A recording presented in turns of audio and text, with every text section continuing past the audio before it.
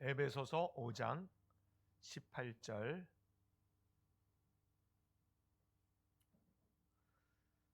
잘 아는 말씀이죠.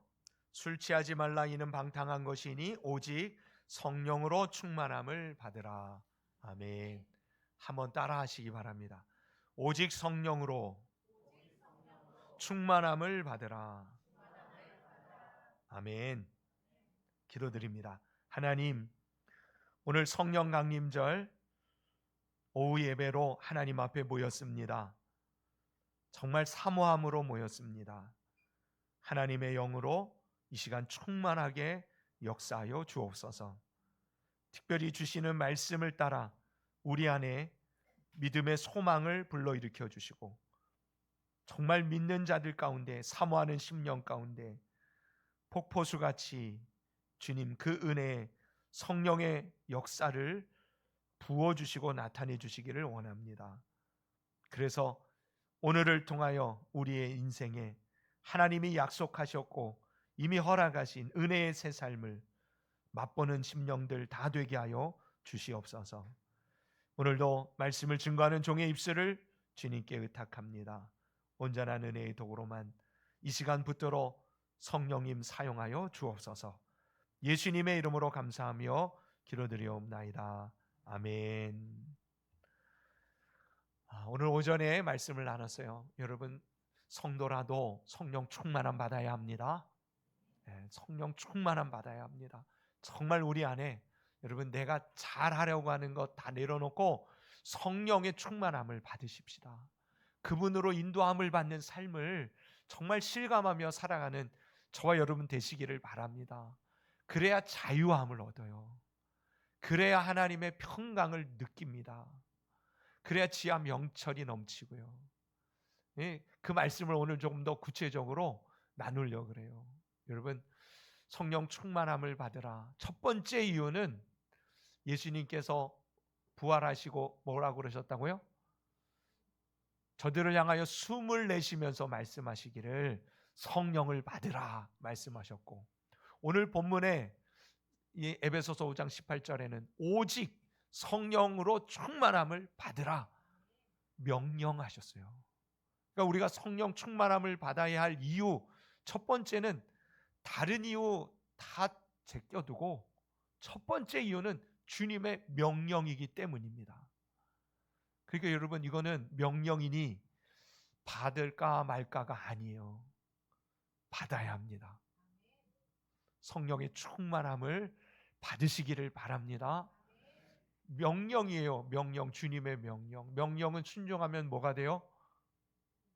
다 복이 되게 돼 있어요. 하나님의 명령은, 하나님의 규례는, 우리를 향하여 주님께서 명하신 바는 다 순종하면 복이 돼요. 믿음으로 도전하고 순종하여 경험하자. 네? 순종함으로 경험하는 거예요. 순종할 때 하나님의 역사, 정말 살아계셔서 내 옆에 계시는 그 주님, 그 주님이 그냥 계시는 게 아니라 지금도 나를 위하여 착한 일을, 선한 일을, 놀라운 일들을 이루고 계시는 그 주님을 누가 경험한다고요? 순종하는 사람이. 주님께서 성령을 받으라 명하셨으니 우리는 순종할 뿐입니다. 그러니 성령님 오늘 내게 임하실 줄로 믿습니다. 여러분, 그렇게 구하고 또 그 은혜를 받아 누리는 우리 성도님들이 되시기를 축원합니다. 주님의 명령이라면 뭐예요? 이미 주님께서 명하신 바를 쫓아 행하는 사람들에게 약속이 주어졌어요. 그리하면 너희가 살고 번성하고 그리고 그 땅을 차지하게 될 것이다. 이 순종하면 약속한 모든 것들이 네 것이 될 거다. 하나님의 모든 명령은 우리의 행복을 위하여 하신 명령이니 여러분, 정말 그 말씀하신 대로 성령 충만함을 받으시기를 축원합니다. 이제부터는 우리가 사도행전, 성령의 충만함을 받은 자들의 그 행적을 기록하고 있는 사도행전 말씀 곳곳을 찾아서 그 성령의 충만함을 받은 사람들의 모습, 그것이 우리에게 주어지는 그러한 교훈이 될 것이고 우리의 또한 사모함의 이유가 되어지는 그런 말씀을 나누려고 그러는데요. 보세요. 우리가 성령의 충만함을 받아야 되는 이유는 첫 번째는 명령이기 때문에, 두 번째는요, 사도행전 2장을 찾아가세요. 사도행전 2장 4절. 사도행전 2장 4절 다 같이 읽습니다. 사도행전 2장 4절 다 같이 읽습니다. 우리 아동부 친구들이 예배 태도가 싹 바뀌었어. 지난주에 한 번 얘기했다고 어쩜 그렇게 순종을 잘하는지. 칭찬받아 마땅해. 칭찬 박수.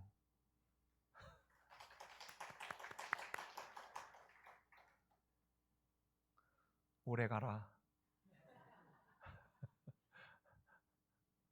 사도행전 2장 4절 다 같이 읽습니다. 시작.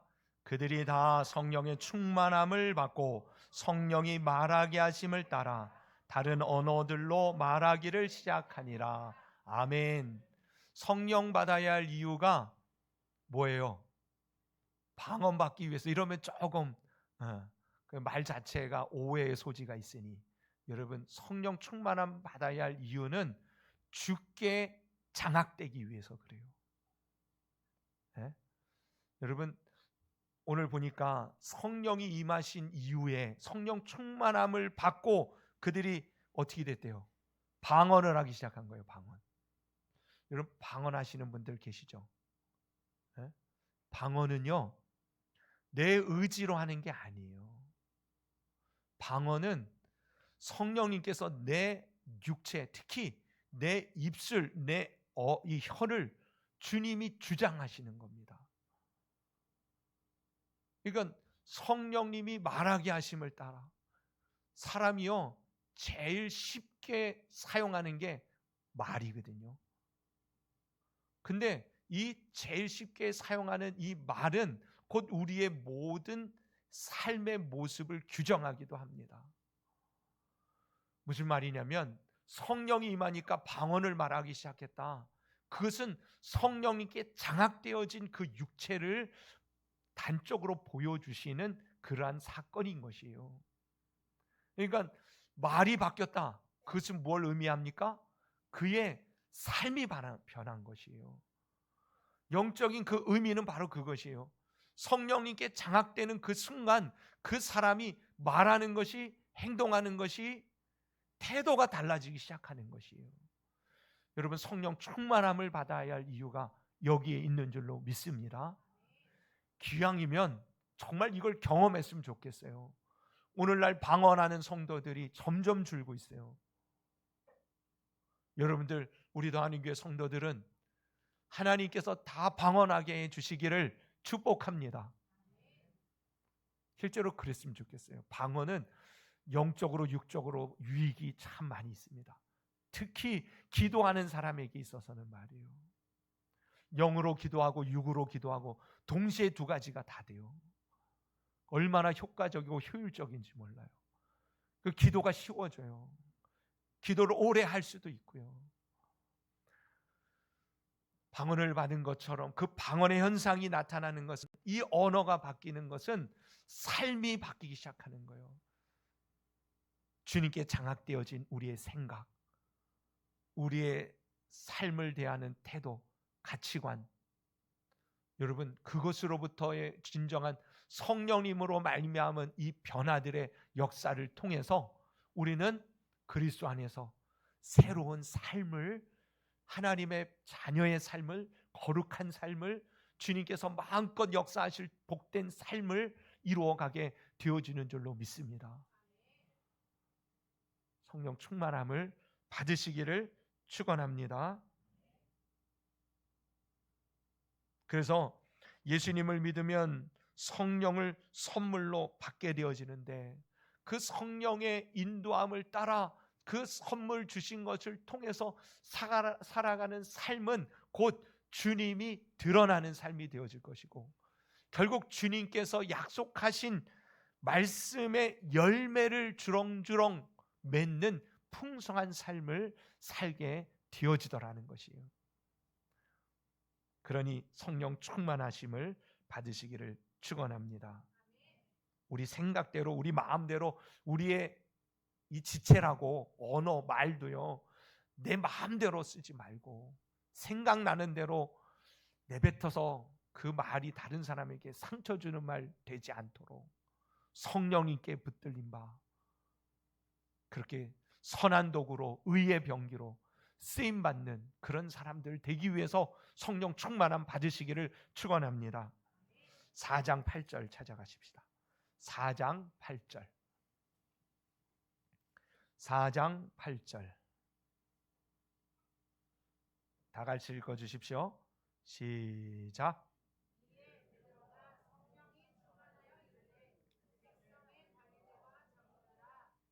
아멘. 여기 보면 이 공회에 잡혀갔어요. 베드로와 요한이 말이에요. 그랬는데 잡혀간 베드로와 요한이 그들 앞에서 전혀 주눅들지 않습니다. 담대해졌어요. 제가 다른 날보다 목소리가 힘이 있지 않아요? 그렇게 느껴지지 않습니까? 느껴져요? 성령 충만한 사람은 느낄 거고.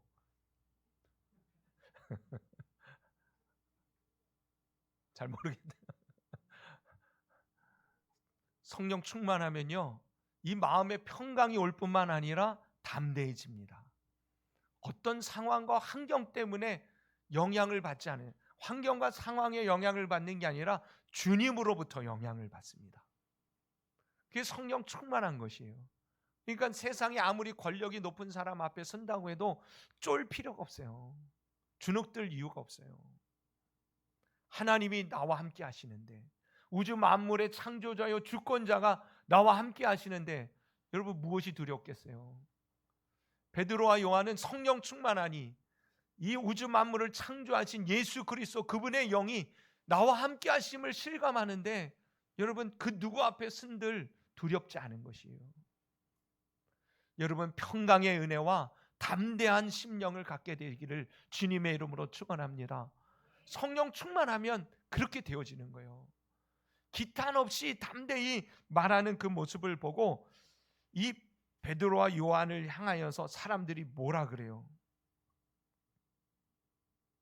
뭐라 그래요? 13절.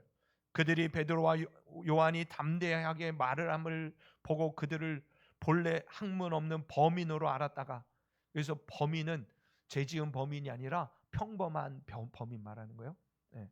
범인으로 알았다가 이상히 여기며, 그러니까 지금 쟤네들이란다. 베드로와 요한은 어떻다는 거예요? 비범하다는 거예요. 평범하지 않다는 겁니다. 뭐라 그래요? 본래 학문 없는 범인으로 알았는데 이상히 여기며 또 전에 예수와 함께 있던 줄도 알고. 그러니까 달라졌어요. 여러분 오늘 성령 충만함을 받고 담대해지기를 바랍니다. 평안해지기를 바랍니다. 하늘의 지혜와 지식으로 주님이 나와 함께 하심을 마음껏 누리고 전파하고 나타내고 증거할 수 있는 삶을 사시기를 바랍니다. 7장 55절. 7장 55절.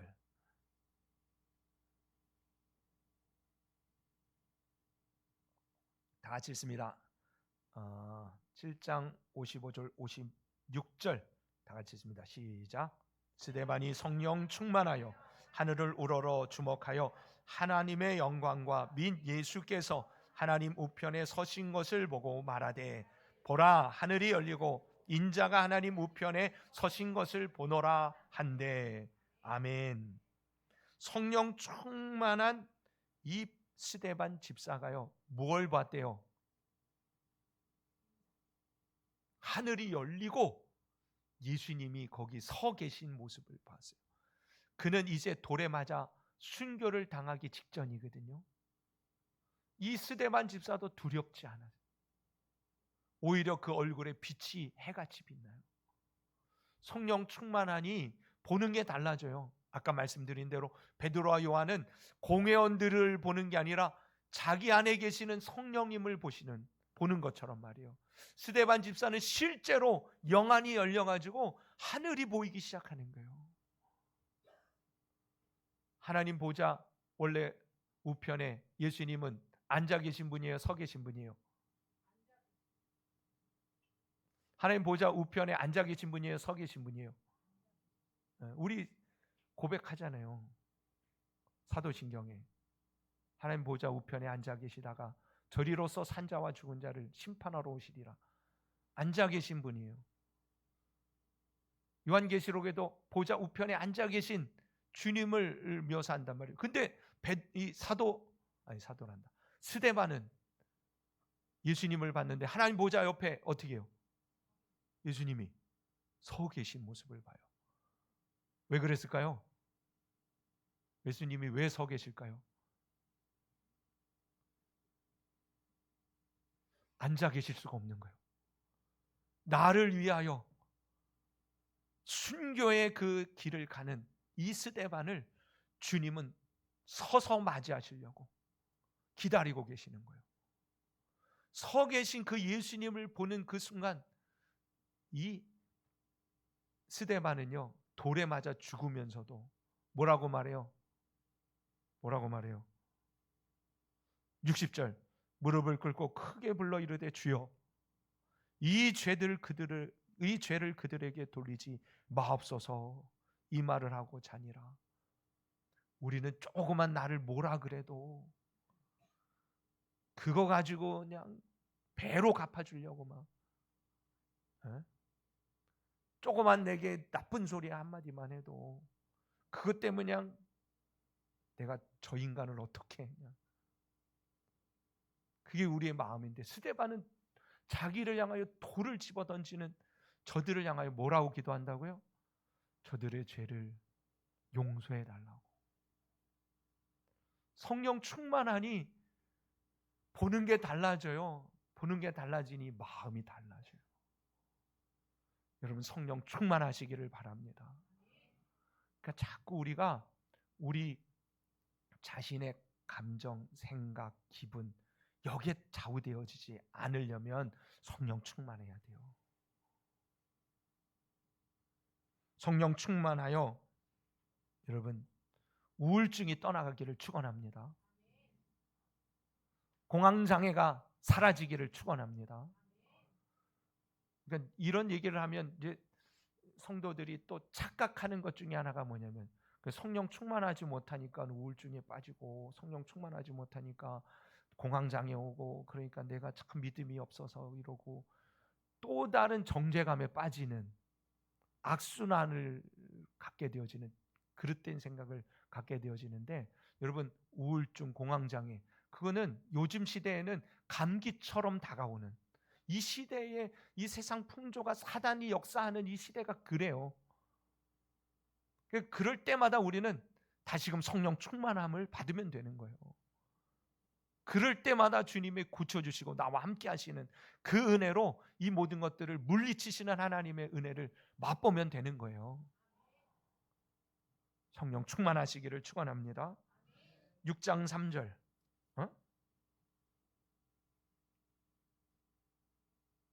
6장 왜 뒤를 먼저 봤지? 6장 3절 6장 3절 3절 4절 읽습니다. 시작.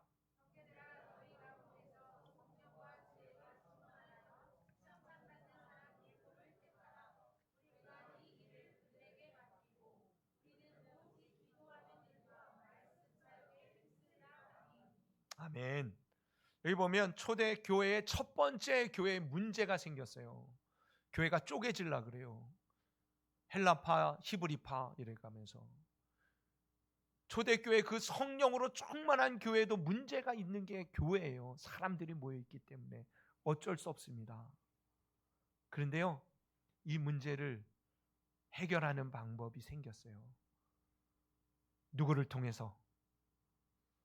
성령 충만, 성령과 지혜가 충만한 집사, 7 집사들을 통해서. 갈라지고 분열되고 다툼이 일어나고 이러한 일들을 하나 되게 하는, 그리고 그들 가운데 혹여 이 행정적으로 미흡하고 잘못하던 부분들을 체계적으로 잘 지혜롭게 대비하고 대처해가는 이런 지혜가 성령이 충만한 하나님의 사람들을 통해서 세워지니 교회가 쪼개질 이 상황에서 교회가 오히려 든든하게 세워지기 시작한 거예요. 문제가 해결되기 시작하더라는 거예요. 우리 더하는 교회, 특별히 우리 중직자 여러분, 성령 충만함을 받으시기를 축원합니다. 뿐만 아니라 여러분 한 사람 한 사람이 어디에 있든 내가 교회의 직분을 맡아서가 아니에요. 내가 있는 곳의 문제를 해결해가는 성령과 지혜로 충만한 사람들 되시기를 축원합니다. 그러니까 성령 충만한 사람 한 사람만 있으면 평안해지는 거예요. 그리고 제자들은 사도들은 뭐에 힘썼다고요? 오로지 기도하는 일과 말씀 사역에 힘쓰니라. 이게 성령 충만함에 또한 그러한 일들을 이루어가는 과정이 되어져 가는 것이죠. 그렇게 교회는 성령의 인도함을 따라 든든히 세워져 가는 것입니다. 11장 24절 11장 24절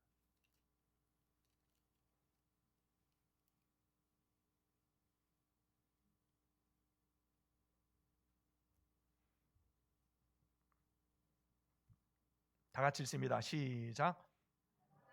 착한 사람이요 성령과 믿음이 충만한 사람이라. 이에 큰 무리가 주께 더하여 지더라. 아멘. 바나바 때문에 교회가 부흥되어졌어요. 사람들이 점점 더 풍성한 하나님의 은혜의 삶을 맛보게 됩니다. 바나바가 어떻기 때문에? 성령과 믿음이 충만한 사람이었기 때문에. 주께서 더하시는 역사는 바로 성령 충만한 사람을 통해서 이루어 가시는 줄로 믿습니다. 교회 부흥은 사람이 이루는 게 아니에요. 성령님이 이루어 가시는 것입니다. 우리 더하는 교회가 부흥케 될 줄로 믿습니다. 왜냐하면 이 교회 안에는 성령님이 계시기 때문입니다. 우리가 방해하지만 않으면 성령님이 역사하시는 그러한 거룩한 장소가 되기만 하면 성령님은 날마다 더하시는 일들을 이루어 가실 줄로 믿습니다. 그래서 우리는 주님이 일하심의 거룩한 통로로 베드로처럼 또 스데반처럼 아니면 이 바나바처럼 그렇게 쓰임받는 인생 되어줄 수 있도록 오늘도 그 은혜를 덧입는 복된 심령들 되시기를 축원합니다. 그 말씀을 들으면 이게 내게 주시는 말씀으로 나도 그렇게 되기를 원한다 하는 마음이 불러일으켜져야 돼요. 믿음을 합하면 됩니다.